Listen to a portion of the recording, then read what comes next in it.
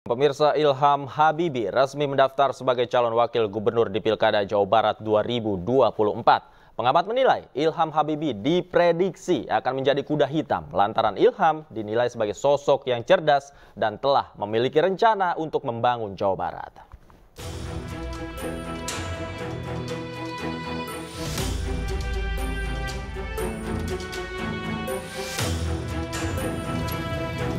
Ilham Habibie resmi mendaftar sebagai bakal calon wakil gubernur Jawa Barat mendampingi Ahmad Saiku. Pasangan Ahmad Saiku Ilham Habibie ini didukung oleh 3 partai politik, yakni PKS, Nasdem, dan P3. Sebagai orang baru di dunia politik, sosok Ilham Akbar Habibie diprediksi akan menjadi kuda hitam.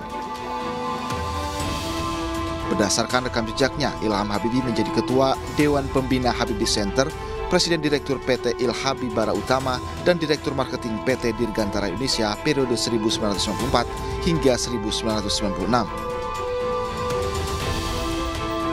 Pengamat komunikasi politik bahkan menyebut Ilham adalah sosok yang pandai dan berkualitas. Bahkan Ilham diyakini telah memiliki rencana untuk membangun Jawa Barat.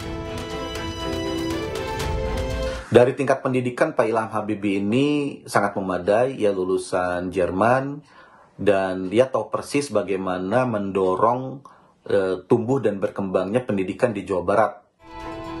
Total ada 4 pasangan calon yang siap berkontestasi di Pilkada Jawa Barat, yakni pasangan Ahmad Saiku Ilham Habibie, Dede Mulyadi Erwan Setiawan, Acep Adang Ruhyat dan Gita KDI, serta pasangan JJ Ronald.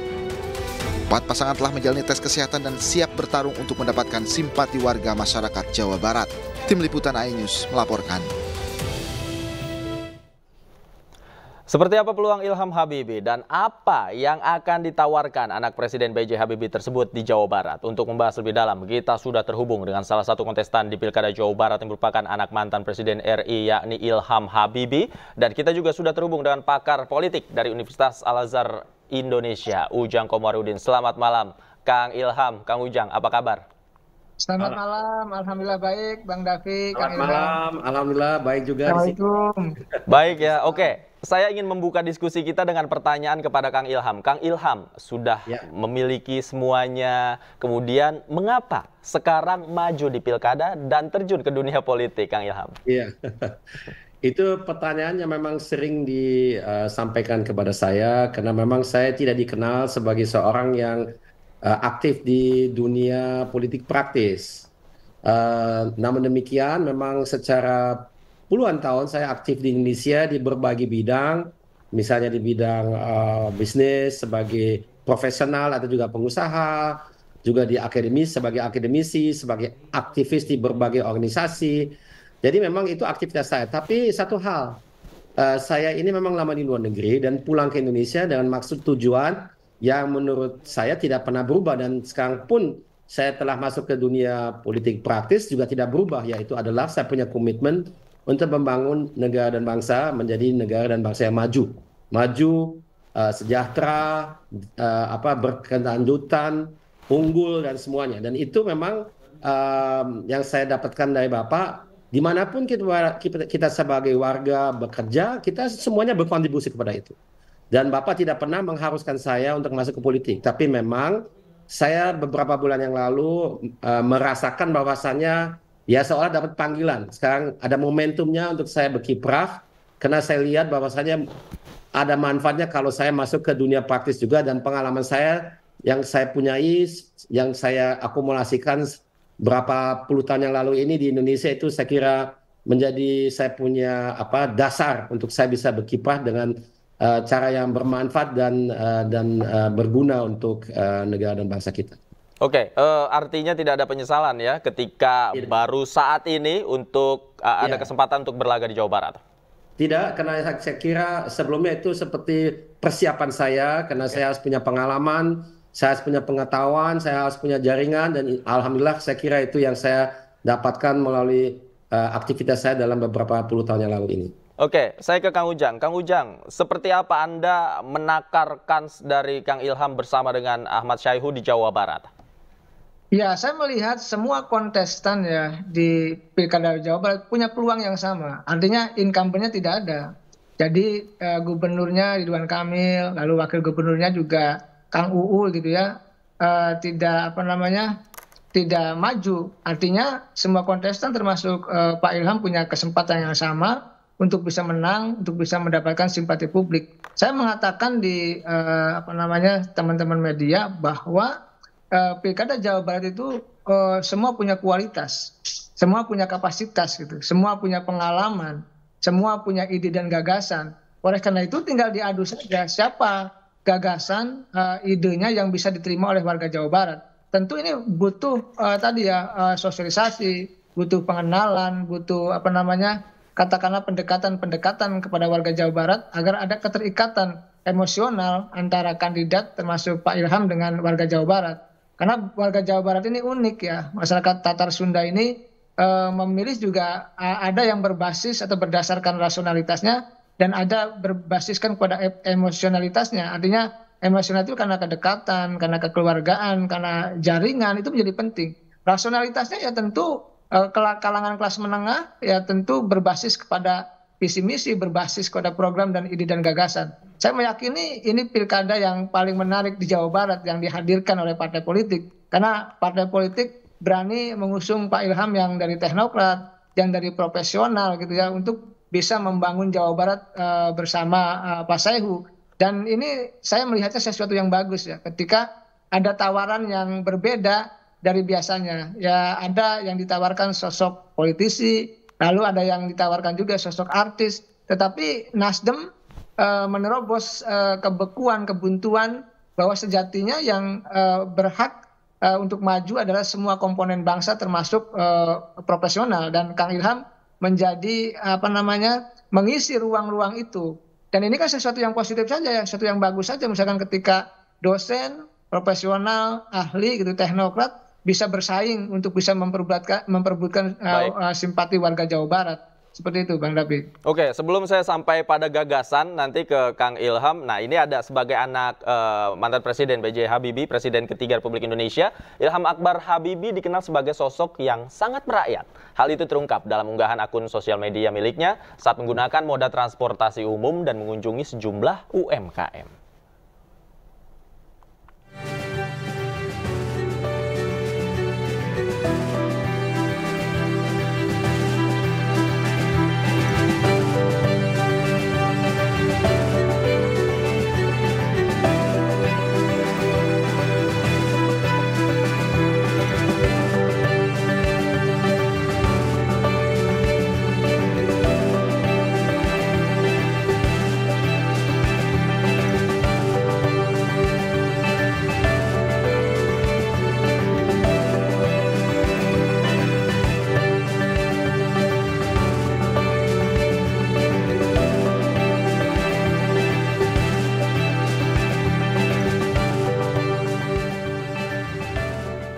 Iya, itu dia berbagai kegiatan dari Kang Ilham ya, mengunjungi UMKM dari satu titik ke titik yang lain. Nah, sebenarnya bicara tadi menyambung dari Kang Ujang, bicara soal gagasan Kang Ilham, apa yang ditawarkan bersama dengan Pak Saihu?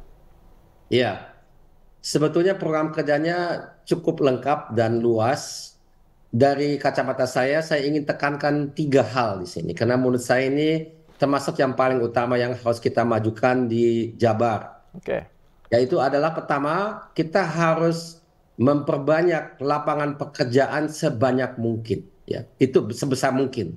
Karena rakyat kita perlu adanya nafkah. Dia mau bekerja. Jadi itu bisa segala macam pekerjaan. Mau sebagai pekerja di pabrik, atau sebagai manajer, atau kita di industri kreatif, atau apa saja. Tapi yang penting kita harus mendorong, saya kira di dalam hal itu terutama industri. Ya, industri itu harus menyediakan banyak sekali lapangan pekerjaan. Dan dalam hal itu perlu ada kerjasama yang erat dengan industri. Yang kedua adalah kita harus juga menjembatani kolaborasi dan juga komunikasi kerjasama dengan antara sektor yang menyediakan lapangan pekerjaan, jadi dari ekonomi industri dengan sektor pendidikan. Jadi pendidikan, pelatihan yang diperoleh oleh masyarakat kita, oleh rakyat kita harus sesuai dengan apa yang diperlukan sehingga mereka bisa bekerja. Jadi itu 2 sektor yang sangat penting ya. Kita memang perlu meningkatkan daya beli daripada masyarakat kita, rakyat kita di Jabar, Dan itu dasarnya yang paling penting adalah lapangan pekerjaan. Dan yang ketiga, tadi sebetulnya sudah disebut oleh Bang secara tidak langsung, itu kita memang harus mendukung sekali UMKM. UMKM itu menyediakan lebih dari 90% lapangan pekerjaan di seluruh Indonesia, termasuk di Jabar. Dan tidak ada beberapa contoh, dan saya lihat di situ ada yang kita bisa sebut sebagai industri kecil menengah, karena mereka benar-benar manufacturing tapi di skala desa kadang-kadang. Baik. Dan ada juga yang di sektor yang berbeda. Jadi UMKM itu juga penyedia daripada talenta, daripada ide-ide baru. Dan di situ juga perlu adanya kerjasama dengan UMKM, khusus dengan universitas, institusi pendidikan setempat. Itu penting juga untuk membantu mereka berinovasi. Oke, saya catat ya, lapangan pekerjaan, sektor pendidikan, dan juga UMKM. Nah, saya ke Kang Ujang. Kang Ujang, bagaimana kemudian landscape politik yang disebut-sebut di Pilkada Jawa Barat ini ngeri-ngeri sedap, tapi dijawab usai jeda, Kang Ujang. Jangan kemana-mana, pemirsa. Kami akan kembali dengan diskusi kami usai jeda berikut. Tetaplah di Newsroom.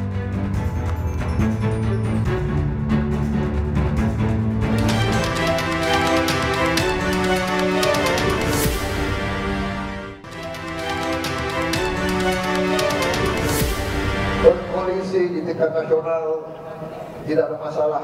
Di daerah kita berbeda-beda dan kita bersaing. Persaingan itu baik, persaingan itu bagus. Rakyat harus ada pilihan. Ngeri-ngeri sedap juga tuh. Jawa Barat ngeri-ngeri sedap.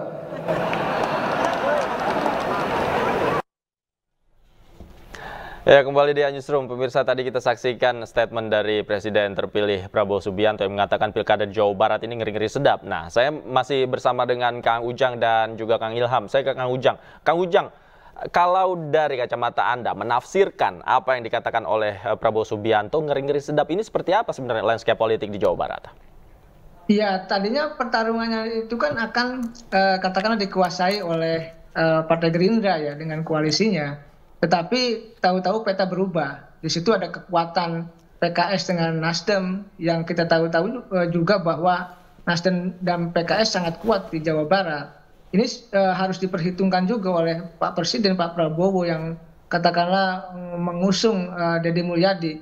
Di situ tidak ada prediksi ketika ada penyebaran koalisi dari Koalisi Indonesia Maju. Lalu juga ada kandidat-kandidat lain juga yang tidak kalah bagusnya ya dari partai-partai yang lain.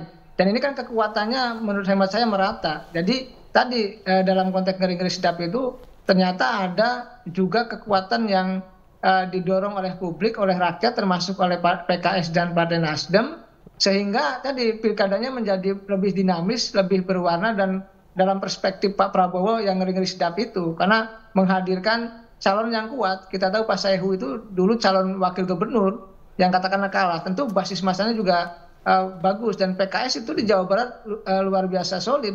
Dan apalagi berdampingan dengan seorang figur tokoh nasional Pak Ilham Habibie. Ini kan sebuah catatan sejarah ya Pilkada Jawa Barat yang menghadirkan tokoh-tokoh yang berkualitas ya di luar dari yang diusung oleh Partai Gerindra. Tentu Pak Prabowo sebagai presiden menghitung, mengkalkulasi kekuatan dari Pak Saihu dan Pak Ilham Habibie. Saya melihatnya seperti itu.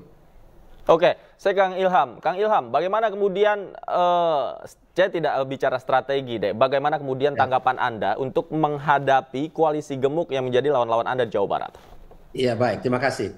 Saya kira saya ingin menambah sesuatu terhadap apa yang tadi dikatakan oleh Kang Ujang. Kita ini sebetulnya melihat bahwasannya ada dua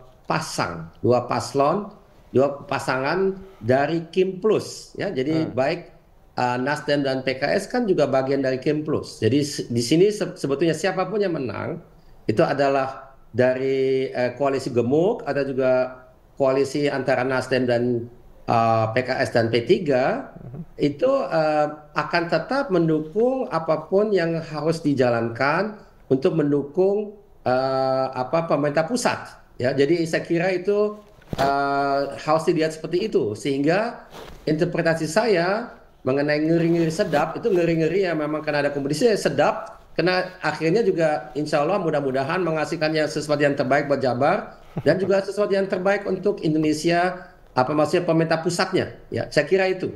Jadi kemudian strateginya saya kira seperti di semua pilgub, yang penting kan di situ memang partai menyediakan engine-nya, mesinnya untuk kampanye benar, tapi yang dilihat juga adalah tokoh. Jadi strateginya ya kita harus tampil, yaitu baik Pak Ahmad Saiku maupun saya, karena masyarakat, rakyat di Jabar tetap suka kalau bisa bertemu langsung dengan paslonnya, biarpun itu sulit sekali karena memang Jabar itu sangat besar dan sangat banyak pemilihnya, hampir 36 juta.